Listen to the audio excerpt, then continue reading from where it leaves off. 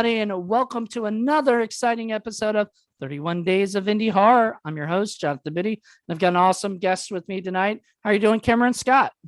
I'm doing great. Weathering the storms here for another review we're going to be doing tonight. Well, I haven't heard any thunder on your end yet, so I think it's passed. Hopefully, we'll see how it goes, but I think it's passed. Yeah, that's good. But, I think I'm doing great.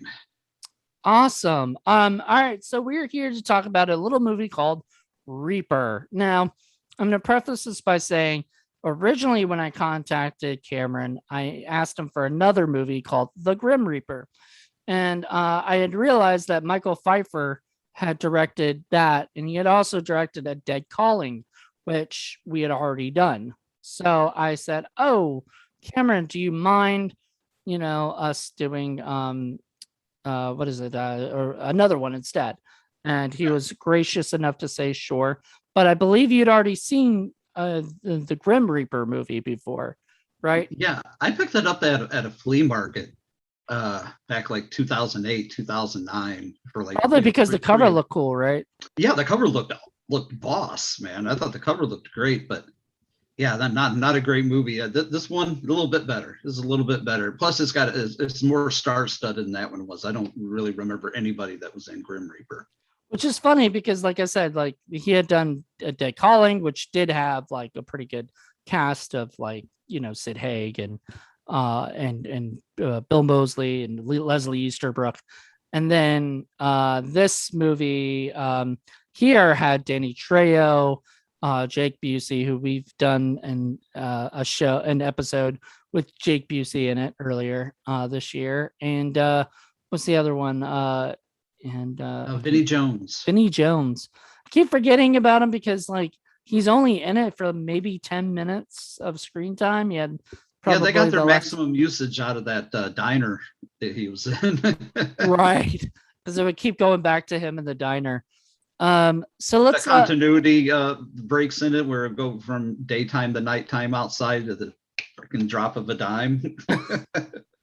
Well, I noticed these things. Yes, well, we'll go into that. I actually did notice them, but I wasn't really looking for them necessarily, and like unless I'm looking for them, I don't notice a lot of like that stuff.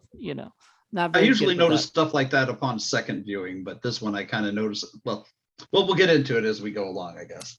Well, definitely. So let's begin talking a little bit about the story of the movie. So basically, there's a ghost reaper, thing. Yeah, I think he was a serial killer. That way, this opening montage in the story goes is that he was kind of like what's his name from Shocker?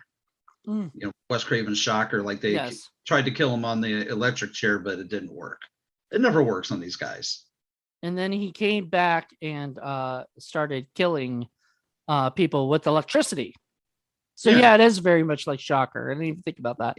Yeah, it's kind of like Shocker or a Horror Story with Lance Henriksen. There was a couple of movies in that period. Prison, in the 80s, that all came out. They had to deal with prisons and people getting electrocuted and coming back. But this was a serial killer who killed you based on your sins, and everything. So if you are a very bad person, or whatnot, you are going to die, if you come across this thing. So this was at the, oh my God, I'm totally blanking. What's the hotel that it all took place I made a note of it. It was called the Last Chance Motel. After she went past a sign that was very hastily put up on some plywood that said no man's land, then she gets to the Last Chance Hotel. Right. And that was after, so that was after when Jake Busey picked her up. When I don't know, like we don't really know much of a backstory of how she got where she was, Yeah, there wasn't a lot of backstory about her character. That she was trying to get home to her mom because her mom was sick. I got the idea that she was trying everything she could to just make some quick money to bring home to her mom because she needed an operation.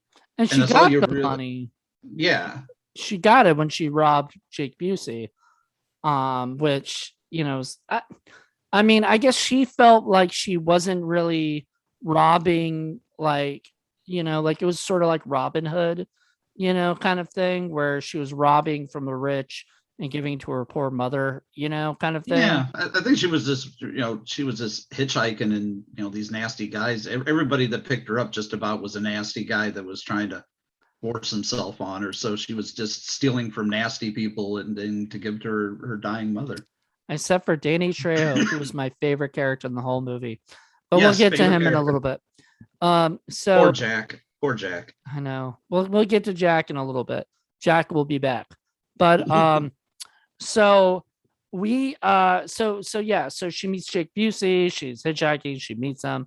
He's he says, basically, do you want to come to this hotel? I need I need to unwind, or whatever, a motel. And so they go to this motel, and she has the like thought you could tell from the very beginning this chick's gonna rob him, do something. Oh yeah. Like there was no doubt. She was bad. She knew a lot about men, like how men acted, and she was sort of like this guy's a douche, and so she drugs him a little bit and then ties him up and leaves him basically. Yeah, she basically jacks all his stuff. Yep. Like takes his money, takes his keys. Yeah, she's gonna take him and just leave him there. But yeah, it doesn't, and that's what she does, and it doesn't work out well for him. So she takes off and does not know that the Reaper is there at the hotel, and the Reaper comes for Bill. I think that was his name. Yep. And comes for Bill and kills Bill. Did not mean to do that. Happy accident. Yes. So he does, and then so Bill's gone, and I mean, I really like Jake Busey. I was kind of wishing he was in more of it. I mean, he's a creep. He's a creep, but he plays the role well. He's a good actor, so I like he needed more screen time. Yes. Yeah, I met him, and he is definitely not a creep. So he's a fun guy. Yeah, I've met him when he was manning his father's table at a Days of the Dead show years ago. He's a lot of fun. He's a lot of fun. He's great, and always just a really nice guy, and just a fantastic actor. So it's really fun to see him. And then let's see. And then after he was gone, she decided to hit the road, and she went to this like diner, and the diner you mentioned earlier. Yeah. And she meets this guy who came across some money from Vinnie Jones. Vinnie Jones plays a mobster guy, gangster. Which it's something in his wheelhouse. That scene I did not buy whatsoever, because they were loudly talking about shit that normally you see in private areas and private rooms, and the dude was just flashing cash. Like, people don't do that. Like, I don't care how small your town is. People don't do that. Like, that's just these people had apparently seen a lot of gangster movies, but I don't think they paid attention to a lot of gangster movies. Yeah. They just we have Vinnie Jones. Let's just have him do some gangster ass shit. Yeah, he's a gangster. He's gonna chop off this guy's finger or whatever, possibly. Rambo knife. He's gonna take off his finger for the. And then he doesn't because they probably didn't have the special effects for a finger. Because that would have been cool. That would have been a cool scene. They could have put that in there as like, I'll do that and everything. I was like, that would have been awesome. Well, it seemed to me like they didn't put a lot of money into the special effects. I think most of their money went towards the hotel location, which is a great location. And their stars. And their stars. Yeah. The 3 or 4 stars. I mean, you can't forget, Christopher Judge is in this. And he's from Stargate TV show. Oh, wow. Who was he? He was the cop. Oh, wow. Okay, I liked him. I liked him a lot. All right, I never really watched his name. Office or something, but he was great. I loved him. But yeah, let me see. His name was Officer Banks. That's it. Yeah. So anyway, he was great. I loved him. I loved I loved every I didn't even know, like, yeah, I didn't know that he was a famous, like, character actor or whatever. So Yeah. it's cool.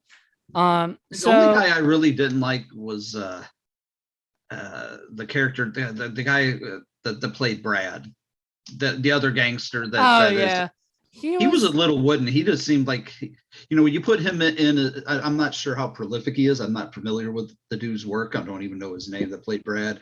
But you put him in scenes with people like Danny Trejo and Vinnie Jones. You better be a good actor if you're putting up against some heavies like that. That's all I'm saying. Yeah. He was not as good as the rest of them. I even thought the girl was a lot better than him. Yeah. Even though she had come across a couple of times as sort of a little wooden too, like a bit, like not too, but like she sort of felt like at times she was saying the words a lot of like the same way, not showing a lot more emotion. But Yeah. that kind of goes to her character, so I didn't mind it. It didn't bother me. I didn't mind it at all. She was good. So anyway, so they go. She meets Brad at the diner, and Brad's flashing his money, so she knows, okay, this guy's a guy. He's gonna look at my ass. He's gonna want me, and so I can hit him with my car, and take him, to the Miller Mart and steal his money. That's basically what she does. Yeah, it's a pretty elaborate little ruse that she works in there, but it does work because it does work. She takes. I don't know why he left his fucking money in her car. Well, he left the bag with the money and the pills and everything. Why? I mean, blinded by the love, I guess. No, that was ridiculous. Nobody would do that. Nobody would. Like, even if they said they thought they trusted that person, they just literally just met her. They talked about that. Like, I literally just met you. So there's no way he would have left the money with her. Like, I don't care what BS bullshit the director, writer. You know why it happened? Is it because it was wrote in the script? That's what I'm saying. I don't care what like BS the writer has to tell us to make us believe like that. There's just no way that would happen. Oh no, totally agree. Totally. Yeah. So, but yes, it happens in the script. Like, whatever. She takes off with the money, and then her car breaks down because it was a shit car to begin with. Like, it was already having problems. That's why they stopped at the hotel in the first place. Right. And Jake Busey stopped because it was overheating. How far did she think she was going to get? I don't know, but she thought she could get something. So she ends up meeting Danny Trejo, and Danny Trejo takes her to the hotel. And the same hotel takes her right back. She was like, it was almost like a boomerang, kind of like, she go right back to it. And she's like, yeah, I think I'm gonna stay in the car. And I was like, because I was like, oh no, she's going to that hotel. And I was like, she has to. That's where the Reaper is. I mean, I knew that was gonna have to happen. She'd have to get back there somehow. And we got to mention Kane, the creepy guy that's the proprietor of the hotel. He's kind of like the red herring. You really kind of think he's, at least at one point I was just like, is he going to be the killer or the Reaper going to be in on it? But I mean, he is kind of in on it.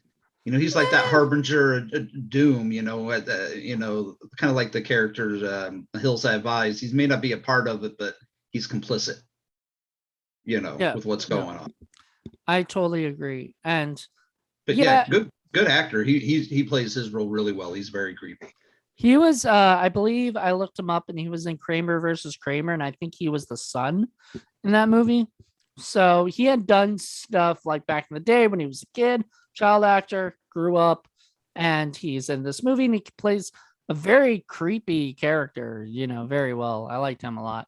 Yeah. He was favorite character next to Danny Trejo. Yeah, he was. Yeah, no. Oh, Danny was the man in this. But so Danny takes her to the hotel, and the first thing the guy says, and I knew this was gonna pop up, like him going, we don't have any more honeymoon suites and shit to the girl and everything. And because there's still a dead body in the last one. And then he goes and talks about the Reaper and all this shit. and he didn't talk about it the last time to them, to Jake Busey and her. So it's a little weird. They just brought it up randomly, but probably because written, they had to have some, explanations that he knew about it so that you could think he was the red herring. Yeah. I, for the whole time, saw the lightning and saw the stuff and was like, there's no Oh way. yeah. It's got to be. I It's just got to figured be he was in on it, because they had all that montage at the beginning. They were talking about the cult and how there was a cult-like activity. So I figured he was the Kane guy, especially with a name like Kane. Like he's like, come on, if It's a he's not biblical the only one name. doing it, he's in on it. If he's Right. in on it, then if he's not, then like I said before, he's complicit in what's going on. He's like, hey, I'm like, I may not be killing anybody, but I'll clean up afterwards. Uh-huh. So yeah, he obviously he even said that he cleans up the places, which means he has to get rid of the dead bodies. So he knows something's going on over there. He just doesn't probably care because they're getting, well, first of all, it's not killing him, until he becomes, part of it. But that we'll get to that in a little bit. So Danny and her go into two separate rooms because Danny's this like gentleman guy, which throws her off her game completely. Yeah, because he's like, I'll buy you a room. I don't want nothing for it. I don't. He wasn't like the Brad guy or Bill and like just trying to solely get in her pants. He was just like, I'm just gonna help you out because I'm a, semi decent human being. Which Danny Trejo himself, from what I've understood, is, that dude he's an amazing human being. I love Dan. He's like I've heard so many great things. I want to work with him someday. I really hope I get that chance. We're planning on they just opened up they're opening up a Trejo's Tacos in Chicago. About an hour and a half north of where we live. And I think it's open now or it's opening sometime this month. But we're gonna make a trek out there just so we can say get some tacos from Tacos. From Trejo. Nice. Yeah. I think there was some in LA when I was out there, but I just for some reason I didn't go. I should have gone, like why not? But me and my maybe you can hit them up next time you go to visit. I will definitely. Now I have to make sure I go. I'll mention to Jackie when I go because she was my roommate back then. So, I'll be like, and we went to Taco Bell all the time for Taco Tuesday. Let's go to Trejo's, and get some food on Taco Tuesday. There you go. There we go. Anyway. So yeah. So anyway, to go on with it. So, Danny Trejo and her take two separate things. Then you see the best thing ever in the whole movie. You see that she has a gun, right? That she has the gun that I guess, what's his name? Brad had, left or whatever. And what's his Danny Trejo has a machete. Yep. Machete don't play. No, he don't play. No, I love that when he pulls out the machete. He's got bag, he's got money, he's got the pills, he's got the machete. Yeah, because why not? I mean, of course, if you're going to put Danny Trejo in your movie, he's got to have a fucking machete. It was so funny because she asked him, "Why do you have a machete?" And he said, "Why do you have a gun?" Right? But like, my biggest thing is like she just said, "What why do you have a machete?" He goes, "I always have a machete." Like that just would have been like. Like that would have been just a perfect line. That was a missed opportunity there because like Danny Trejo always has a machete. Like that's his thing. Maybe they wanted him to say it. Maybe he didn't say it. Maybe who knows? Maybe he was like, I just want to say, why do you have a gun? I don't know, but I really I love seeing him with the machete. It doesn't ever get to use it. He just kind of walks around with it in his hand for a few minutes, but that's okay. That was probably for budget reasons of, can't really use it. So anyway, then she, I guess she wants to like get out of Dodge, get out of there as quickly as possible because she sees that Brad and him are friends, and not friends, but like they're, I guess, work buddies kind of thing because of this, Yeah, you know, business business associates. associates. Yeah. And so he says, that money is gone, and it was her. Like, he doesn't know, like, they don't know, whatever, that the dude had picked her up, and everything. And so she finds this out, and she's like, I gotta go. So she books it, and she tries to leave, but then she forgets something. And of course, Brad finds her, and Yeah, she has to tie them up, and uh, you know, I love how they cut past the tying up. They just cut away to Kane doing something, then they cut back, and then she's just got them both tied up. Like, I don't buy it. I don't buy it that they would have allowed themselves to be tied up by her. They would have. One of them would have overpowered her and taken that gun away from her. well, I mean, maybe, but the only reason I would say maybe not is because Danny Trejo, his character, Jack, was just so nice, and was, he didn't, I feel like he didn't really want to hurt her, No, I don't think he did. right. I don't Even think to he try wanted to to. take the gun from her, and there's No, one part. Brad would have definitely like done something to hurt her, and he does try Oh, to. he tries to a couple times Yeah, after when he but gets that is the loose. one time where Danny does take the machete or as Jack, and he puts it to his throat, and he's like, "If you don't get off her, I'm going to chop your head off." And I don't Yeah. doubt that he would have. Well, thank God she called the cops, because the cop came and saved her when, everything. And well, in the midst of, like, the guys from Vinnie Jones's people, go get the, come collect the money, I guess, or whatever. And they get killed by the Reaper, which makes me wonder, Pretty like, easily. why? Like, they hadn't done anything yet. Like, I thought the whole point of the Reaper was that they were going, like, people were going to do something bad, right? Right.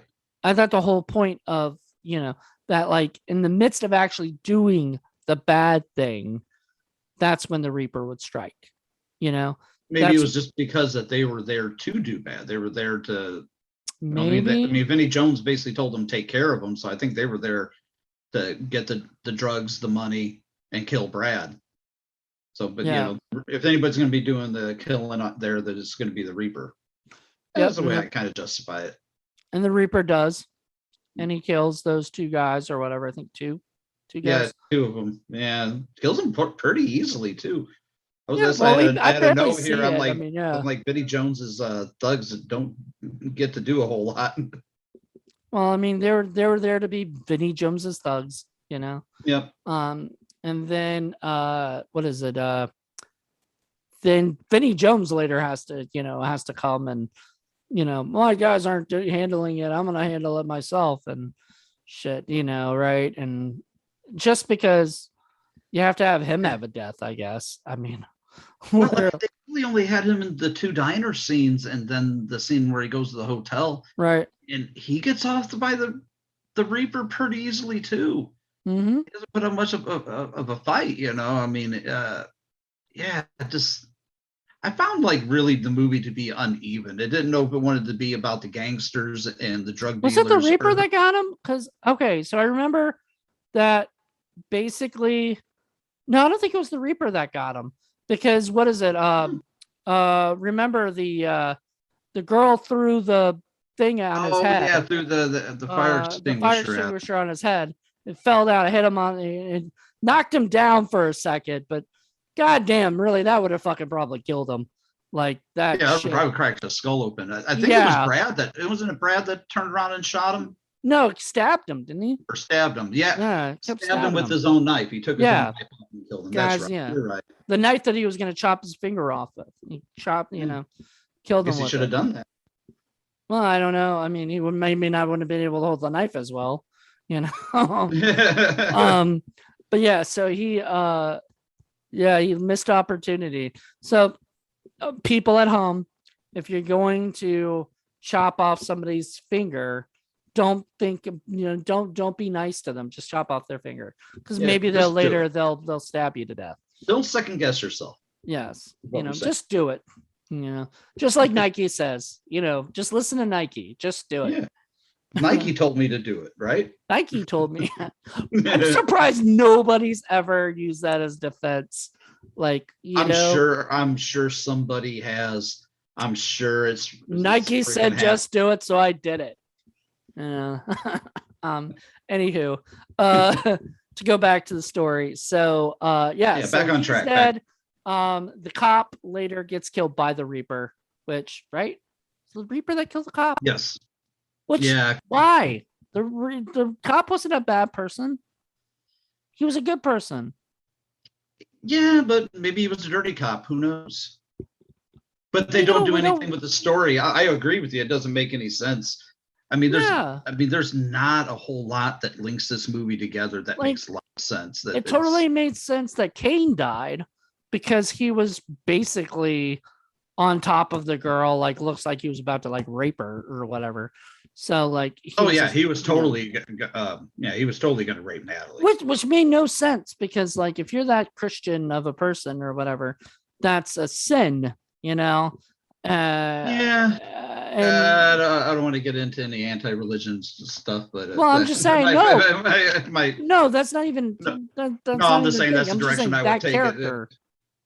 I was to say, but in my experience, a lot of very militant, I guess you could say, cultish, like, Christians like that are just like, that killing people, or not killing people, but cleaning up dead bodies of somebody that's killing people for them. They got some questionable morals, and they probably got some stuff going on in their head that is, again, not justifying it at all. But I'm just saying, it makes sense. It's a horror movie trope to have that someone who is, spouting religious jargon out one side of their mouth to be kind of like, hey, let's go ahead and, rape and murder is kind of okay out the one other side of their mouth.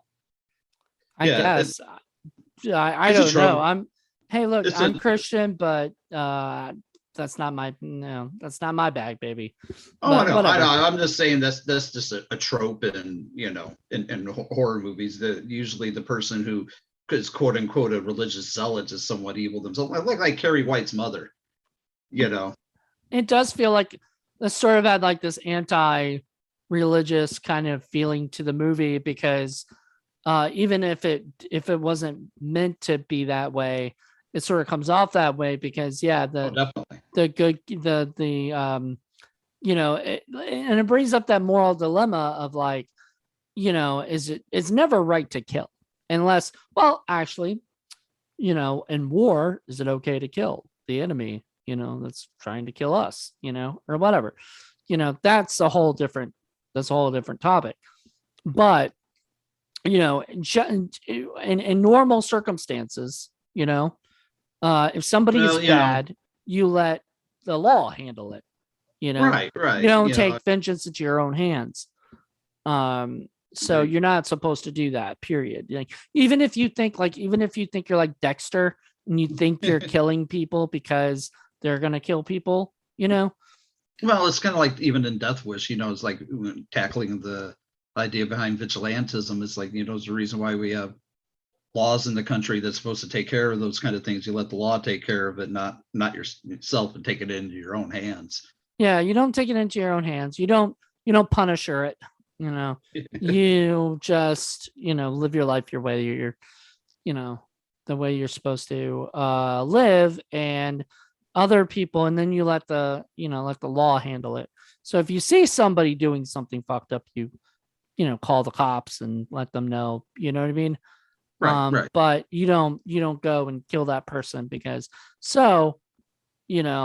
there's that little bit with the religious issue of like, they think that, killing is, or I guess the people are bad, people, so they deserve to die. I think they would probably justify the Cain character, and even the Reaper would justify it by saying they're doing the Lord's work. In their minds, that's what they're doing. Well, then I don't know why Cain really should have died then, but then again, why are they doing the Lord's work like that when the Lord should be doing the Lord's work? I don't think you. Yeah. So that's really crazy. Well, I mean, yeah, but like, okay, so Bill was a douchebag, but did he deserve to die for that? No, he deserved to be tied up like that and shit. And then maybe the, guy would go clean up the room and find him, you know? He didn't deserve to be killed by the Reaper because he didn't do anything, as far as we know, he never did anything like killing somebody or whatever, right? Like he Right. was Yeah, he never didn't do anything that deserved death, you know. right. He was just an asshole, and he didn't even rape her. Like he was going to, it looked like he was That's on why top. I kind of justify what happens to him as being kind of passably okay, because I think he would have given the opportunity. He was very He was all he was touchy he was feely with her very yeah, he quickly. was skeezy, and I think it would have turned south.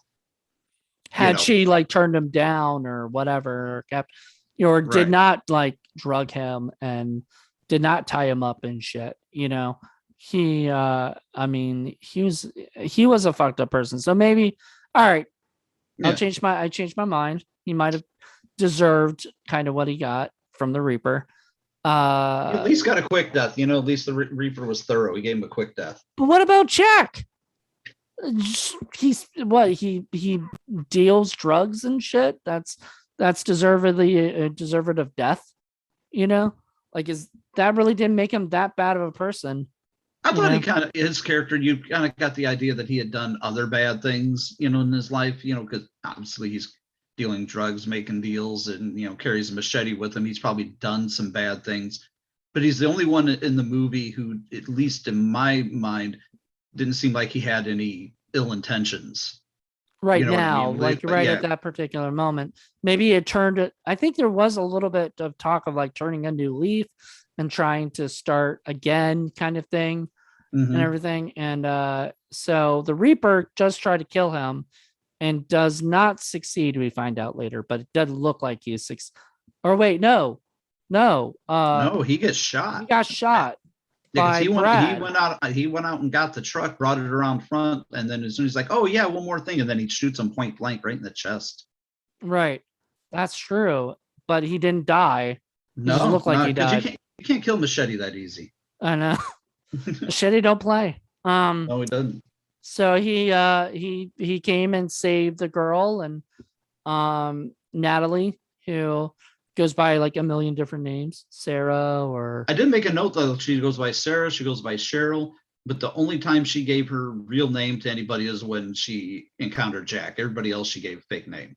right. And I was actually wondering, like, is she going to do that? Actually, that was going through my brain when I was watching it. Was like, is she going to say Natalie or is she going to say another name? And she said Natalie, and I was like, oh, that's nice. Like she actually, because then at that particular moment, you could tell she trusted him, you Yeah, know, and I think that was a she really was big still going to part. take advantage of him and steal his stuff because that's just who she was. you Right. know, but she trusted him at least enough to not do anything like, nefarious to her. Exactly. So yeah, so we got that, and then so yeah, so Jack saves her life, kills the Reaper or whatever, Or so and we think. or so we think. Did you watch that little part at the end? Yeah, I did. I did watch it Okay. right before we got on the air. Yep. Yeah, it was a little nice little PS showing that Yeah, like yeah. there's the Reaper's not dead, he's still out there, which set up for a potential sequel, which I mean, okay, look, independent films, and I don't know if I talk about this at all really that much on the show, which I think I should because it's 31 days of indie horror, but indie films barely ever get sequels, Yeah, right? it's very hard. It's very hard because you have to have some kind of awareness, or you have to have a company that really is behind that. Like you look at a company like Wild Eye Releasing, they put out a lot of sequels to movies and stuff because they can't, because if the product is so goofy and its title or something, they want to do a part two. This movie, does it deserve a part two? Probably not. I'd I would say no. actually, I would say no. I would say that it doesn't need one because it would be the same thing. You know what I mean? Like there wouldn't, there's, Well, I mean, this movie, let's put it this way, it's not a horrible movie, but it's not a good movie either. And it's not a so bad it's good movie. It's to be honest, it's uneven. It's got an incredibly insipid dialogue. Some of the dialogue just uh, real. I can forgive a lot of things, but I can't forgive bad dialogue, and I can't forgive being boring. The movie itself was that's where it got me, was how boring it was. Now all the that whole being way said, through, the whole way through. oh yeah, I found it. To be honest, I found myself like looking at the clock, just waiting for it to be over. Wow. Like when I looked at the clock and I'm like, okay, we're 36 minutes in and we finally got Danny Trejo. I'm like, now it's getting interesting, you know? You know, I agree with that. That like when Danny comes in, it gets a little better. He makes However, everything better. I He was makes everything. surprised because I liked it from the very beginning. You know, so I saw like you make a post about, you know, like the movies had a cardinal sin of being boring, and for me, I just didn't feel that way about it. I felt the movie to be exciting throughout. Like I wanted to know what was going to happen to Natalie, which was very surprising because a lot of these independent films, I couldn't care less about the characters, you know. But Natalie brought me in enough where I'm just like, I kind of want to see.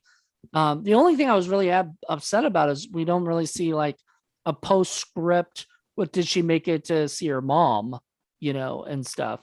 We only Yeah, see yeah. her pick up a hitchhiker at the end and talk about what's going on. What was Yeah, her she's like, what oh, how much time do you got? I'll tell you my story. And then they just kind of just drive off. it's like what I mean, and whose car was she Yeah. was she driving in Jack's car? Did Jack give her his car or something? Or she I think she took Jack's car, I thought. could have been Brad's car because Brad doesn't need it anymore, you know. Neither one of them needed it. I mean, Yeah. really, yeah. I Yeah. don't know. So The one thing I thought about this movie that was really good. The cinematography was great, beautifully shot.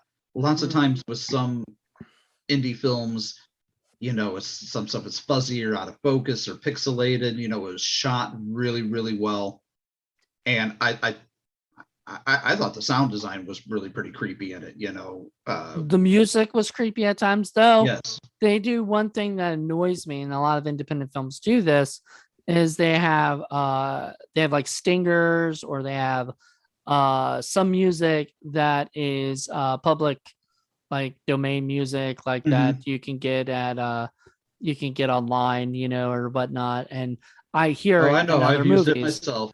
I have to. I'm not saying like I'm, you know, perfect on that, you know, thing. I do have a composer now who composes my music generally. So I do, you know, but when I hear like music I've heard in other movies or, you know, whatnot, it just kind of takes me out of the movie, you know, because I'm like, oh man, they're using that music for that scene. And there was one particular, I forgot where it was one of the like exciting scenes, you know, where people are running or doing something. And I heard like something that was like, I don't know if Kevin McLeod or whatever, but like the free music you can get and shit. And I was just like, man, Yeah. I kind know. of annoyed me. Which I like Yeah. Kevin McLeod stuff. It's just the problem is, you know, he doesn't make enough music that everybody can use something different, you know, and Yeah, so there's only a finite amount of songs that he's done. right, and then so you either pay for it or you get it for free, and you put it in there, and then it just sounds like every other movie that you've heard because you hear the same song and everything. It kind of annoys me, it takes me out of the movie. But this was 2014, so I will forgive them because back then I know it was really hard to get people to really just get like original music, you know, to find a composer who would put this out. And like we said, they spent probably a good amount of the budget on the hotel and a good amount of the budget on the people, you know, Yeah, and I think stuff. 90% of their budget probably went to the cast. Yeah. and then 10% went to the hotel, which I Yeah. bet that hotel was, I guarantee you, either like a hotel that was already dead and nobody was using it, or it was like somebody's uncle's hotel, you know? I did look And up a bit of information about it. It was the Glen Tavern Inn in oh, Santa Paula, California, and that was on. It was even on Ghost Adventures, and it's supposedly a real like haunted. paranormal, haunted paranormal location. Nice. Supposedly, I've never seen anything on it, but I did a little digging, and I thought that was interesting. That is interesting. So you can all, what's it called again? I got it brought up right here. It's the Glen Tavern Inn, where All their right. motto is "Where the past comes to life," because the dead reportedly maintain a vivid presence at the hotel. Nice. So they were probably happy to have a horror film shoot there, you know? Yeah. But yeah, Apparently, so they hold something called the Ventura Paranormal Society convention there.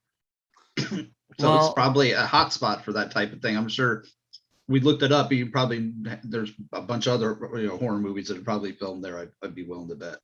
I would bet so too. So there you go. If you guys want to go have a fun time at a haunted hotel, go check out the Glen Tavern Hotel, or motel or hotel. The Glen Tavern Inn. Inn. Glen Yeah. Tavern Inn. There you go. Santa Paula, California. Santa Paula. Now, that's another thing that annoyed me.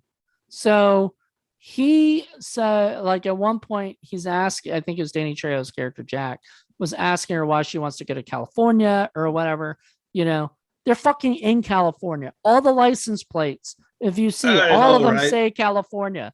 I'm like, I think where they're the fuck are pretending. they supposed to be? I think they were trying to pretend that they were like Arizona? like Arizona or Nevada, Yeah, but because everything was obviously California. Yeah, I noticed a yeah, lot of our all the license plates. license plates say California.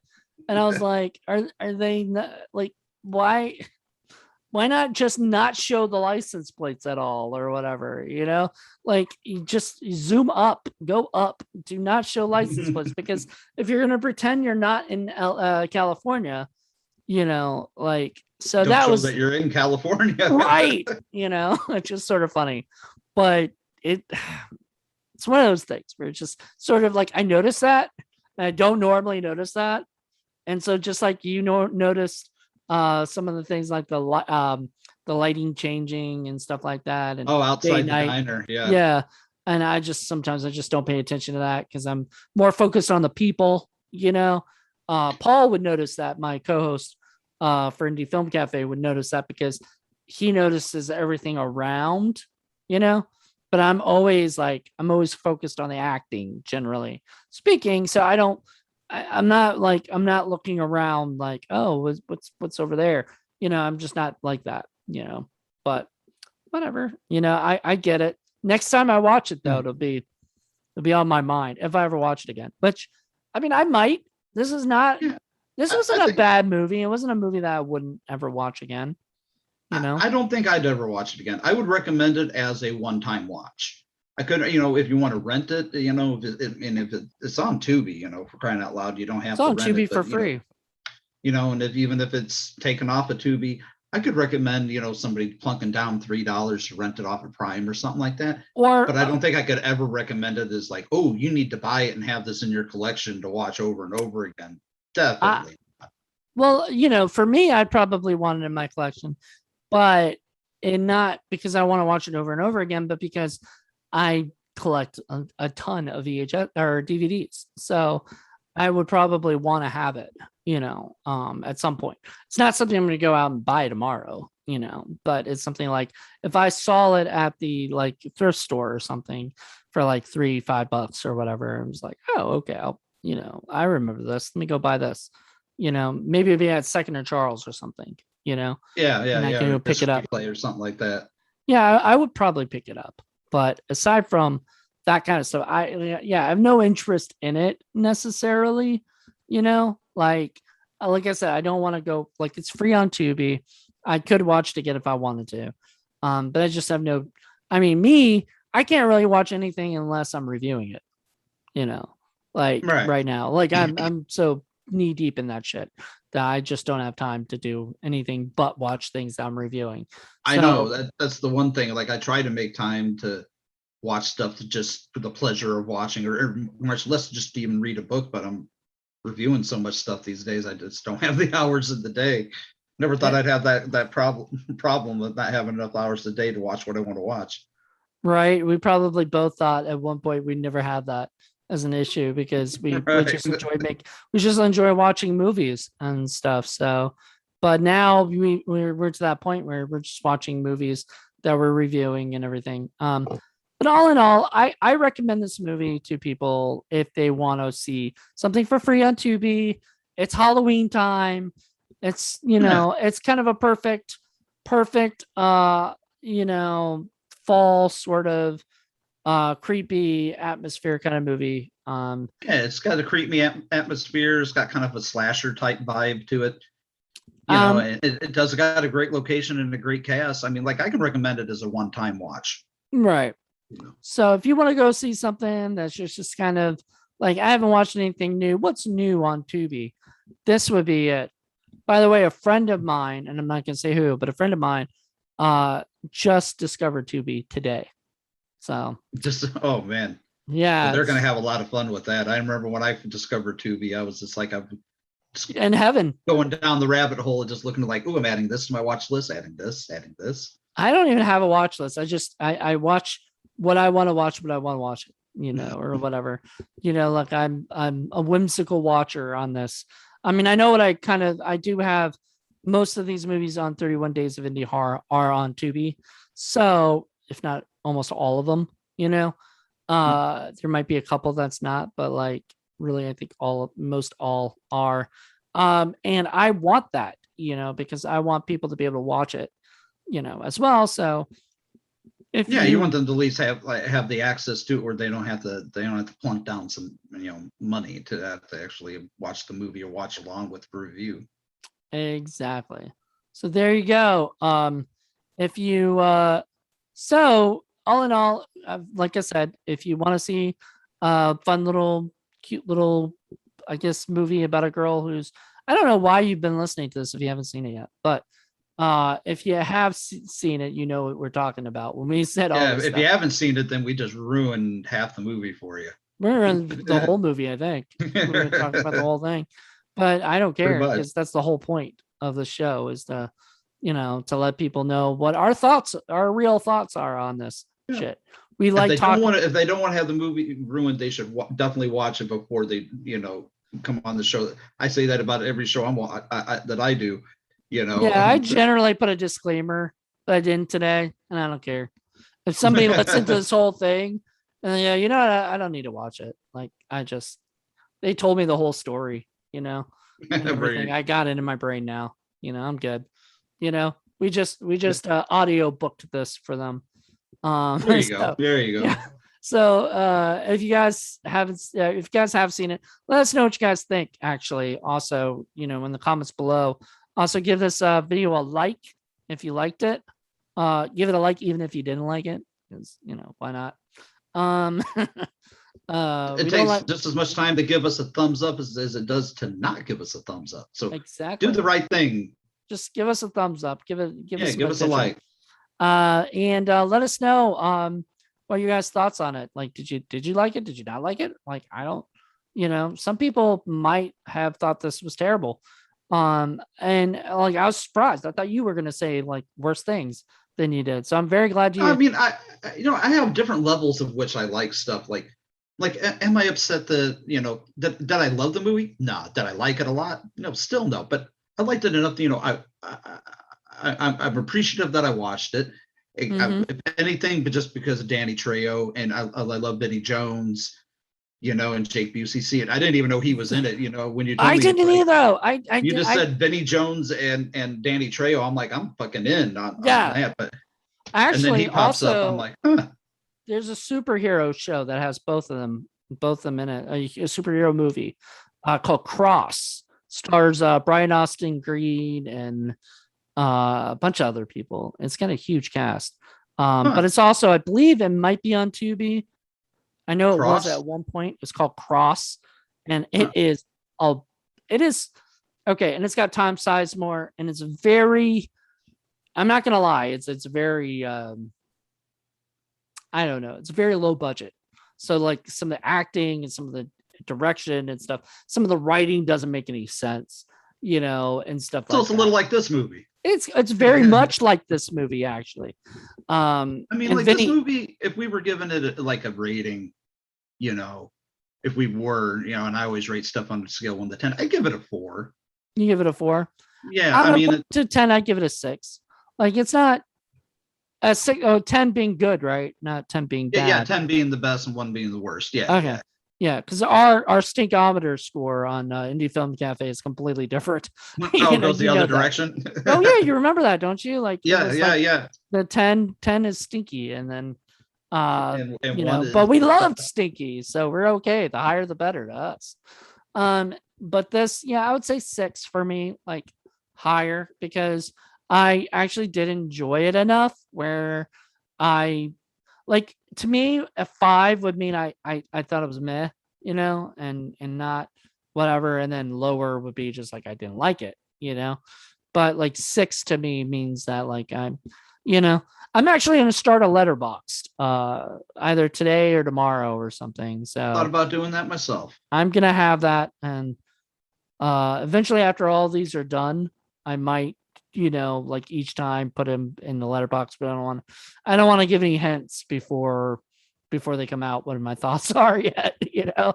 But Yeah. You want to, it's kind of like, it'd be like spoiling your own review.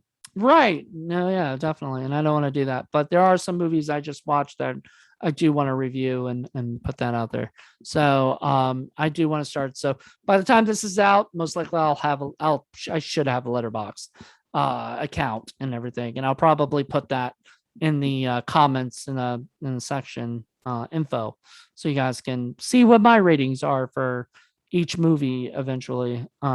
See, I think I might wait a while and then start accumulating, the days and stuff, and then start putting them up there.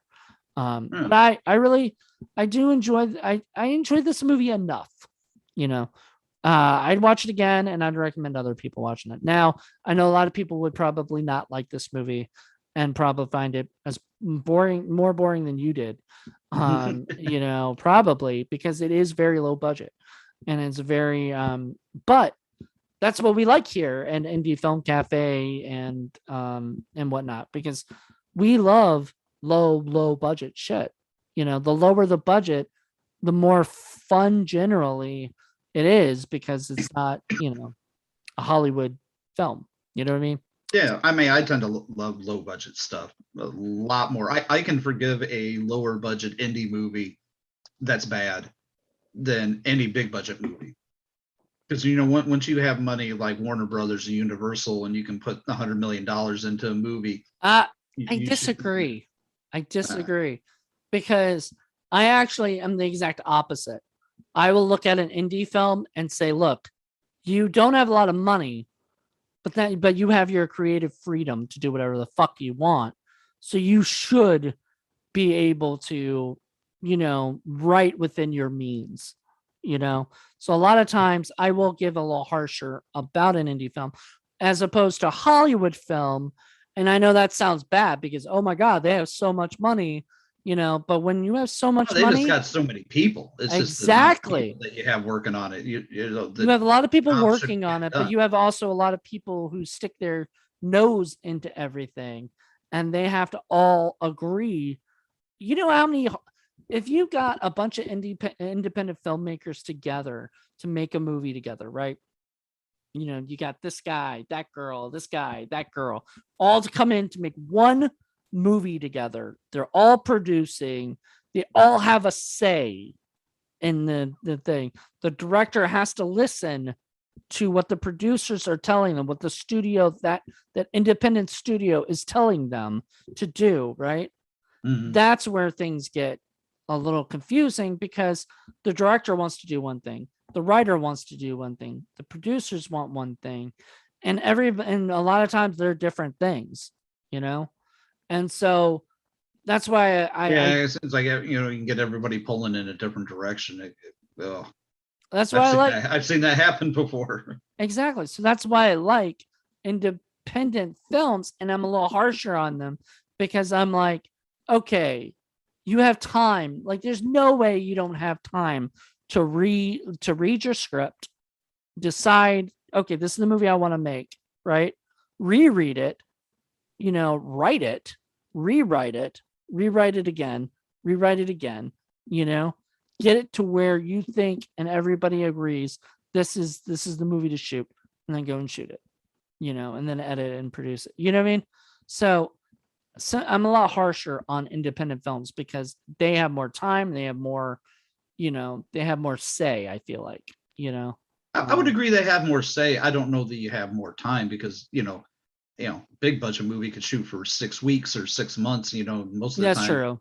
You have more maybe time on your hands, to development wise. Yeah, because with a big budget movie, they're like, all right, 2 weeks we got to have the script, and then another 2 weeks we're in pre-production, and then 2 more weeks we're shooting. It's not like that, but I just where I find I can't forgive a shoddily put together big budget film is because you have everything in place. You have top-notch people, you got everybody being paid, you got big money behind it. And if they put out a shitty this from my perspective, but if they put out a shitty product, I find it more to be of a sacrilege because of how much money they spent. I'm thinking like, oh, you spent $30 million. Well, I can make you like 300 movies on that kind of right. And hand you $10 million right back, Well, here's the thing. So you're saying that, right? But like, you're not taking into terms what a $300 million movie is really like. They're not just putting $300 million into like the movie.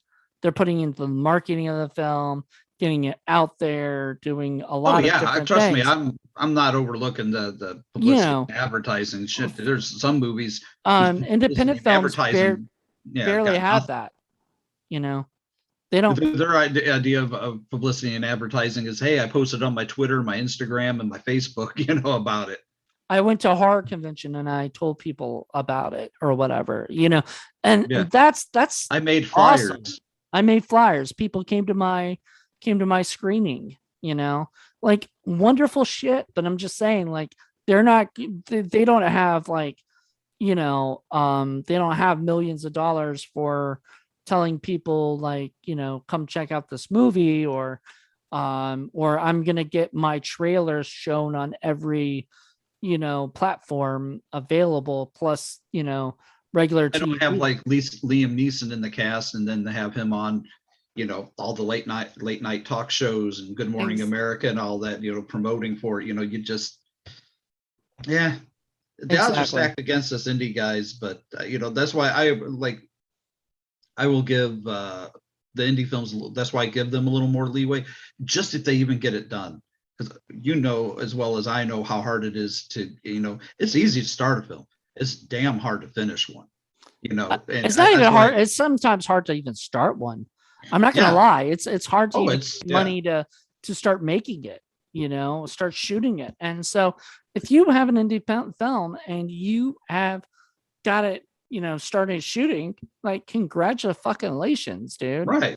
If you finish the film, even better, dude. Like, congratulations. If it's out on DVD and it's available at Walmart, fucking amazing. Right. But that doesn't happen, all the time, It doesn't happen for everybody, that's for certain. No, so I applaud Reaper for getting finished, for getting made, having an interesting storyline enough where I kept my interest. And you know what? If you do a Reaper 2, I'll watch it. I would like a Reaper 2 movie. I will amend what I said earlier. I would like a Reaper sequel if it focused more on the Reaper and not so much of the subplot with all the other. I don't want her. Like, I don't want her back. No. I just meant like it seemed to be too much about her and about the drug deals and the drug kingpins and whatnot. I would have liked it to just been more about the Reaper doing what he was supposed to be, was supposedly doing, taking out sinners. Sadly, this would be the idea for the sequel. So Natalie is now married and she's going on her honeymoon, and he's taking her to a place he's heard of that is that he's Romantic a getaway. romantic getaway, and she's secret a romantic getaway. She doesn't know. He brings her to He's taking her back to that same friggin' hotel. the same hotel, and she's like, "Motherfucker!" Like, oh man, not again. Well, we killed the Reaper, so who cares, And then the Reaper starts killing people again at that same hotel, Yeah, shit. yeah. But that's the sad thing. That's where it would go. Where I'd really would like it to go is where the Reaper gets out. Kind of like how in Jurassic Park, you're focused in the park, but in like the Lost World, like the dinosaurs are now in like San Francisco or something, or Yeah, whatever. yeah. And like walking around and like, peering in people's like that's what I would want to see, the Reaper peering in people's like houses. And Reaper takes Manhattan, Reaper takes Manhattan. There you go. I love New York Jason poster behind you.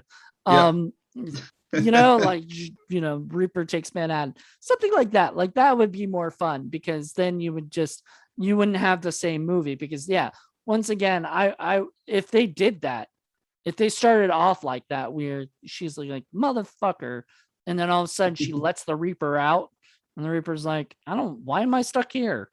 I'm gonna go, I'm gonna go fuck up some other place. So it goes and hitchhikes and goes, on his own little, right? Steals a car a la Michael Myers and just drives to the next town over, and is just like, okay, I guess I'm in.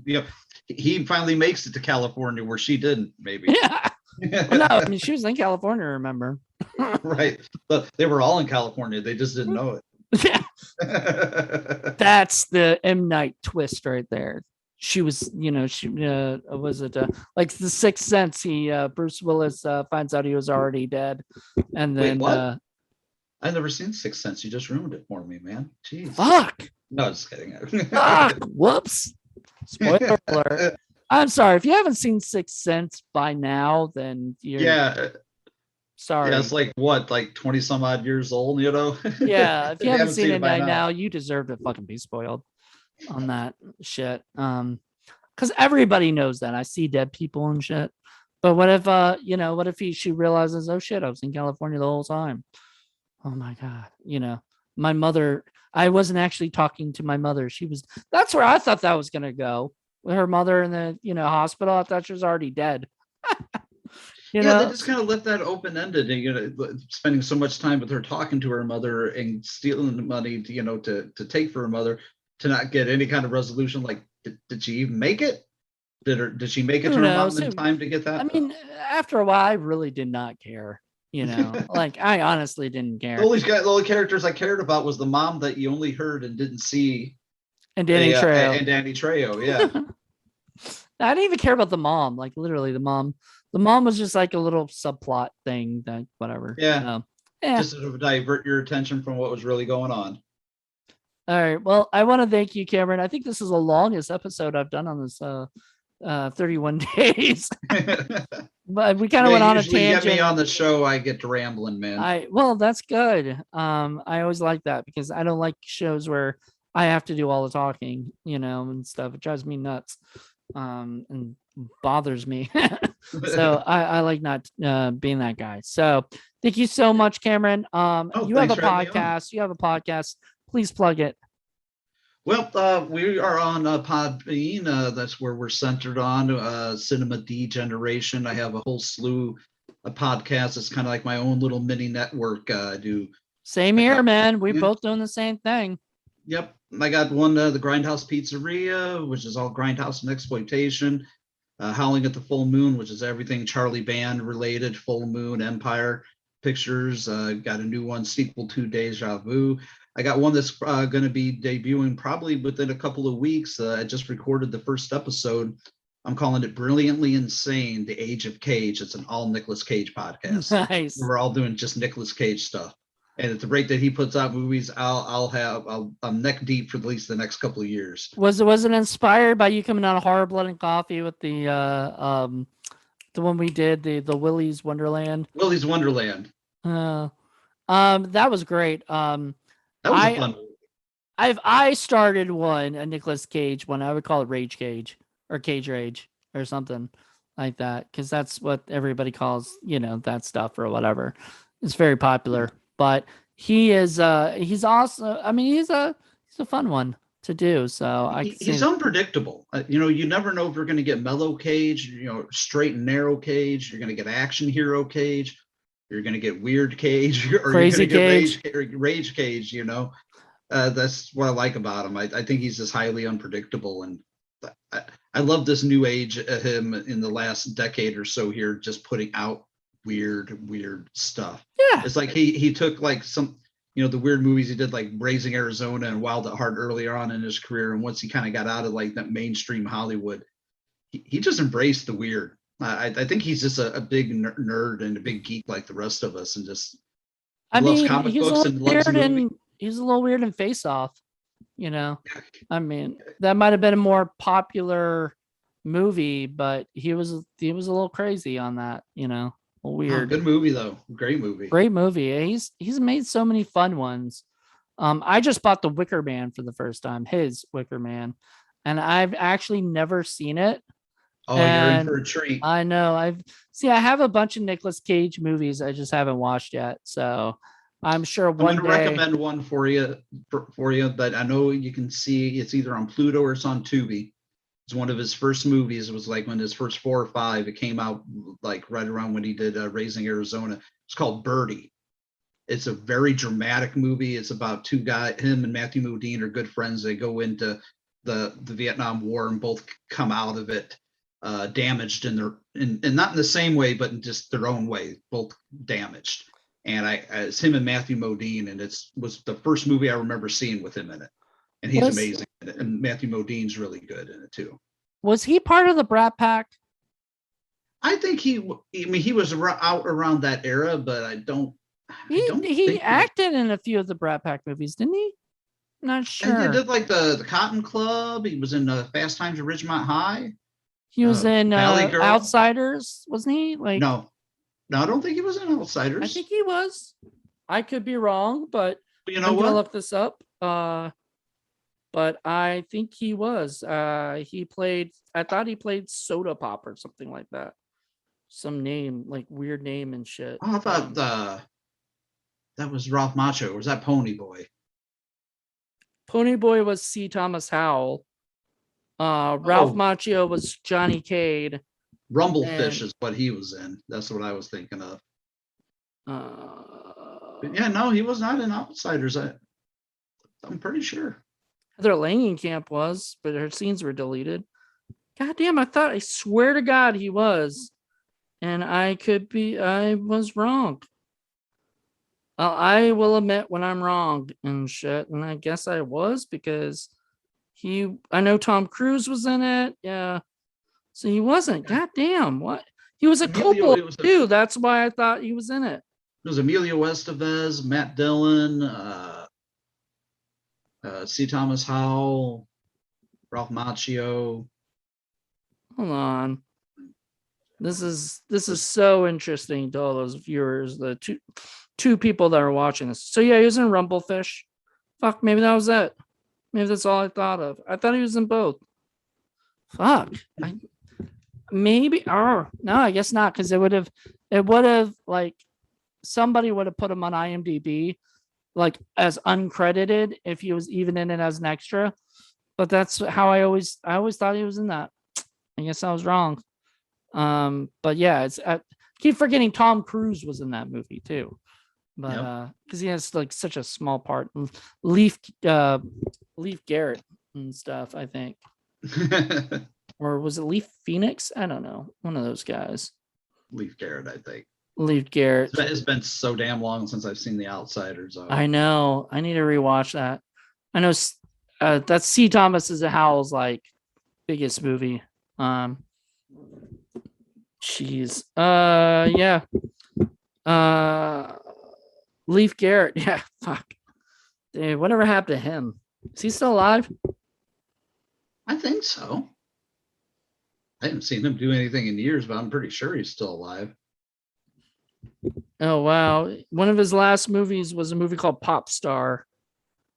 Oh, my God. It's the Aaron Carter one. Ugh. That's so sad. Remember Aaron Carter? Yeah, unfortunately, I do. Yeah. All right. Well, that has nothing to do with this movie. So thank you so much for coming on, and we'll probably talk after. But everybody Sure else, thing. hope you guys enjoyed this long ass episode. I guess it's kind of perfect. It's almost sort of toward the end, and it's nice to actually have an episode that's a little longer than everything else. So thank you guys. Hope you guys enjoyed this. Let us know what you guys think, and check us out later on the next one. Hi, everybody. Bye.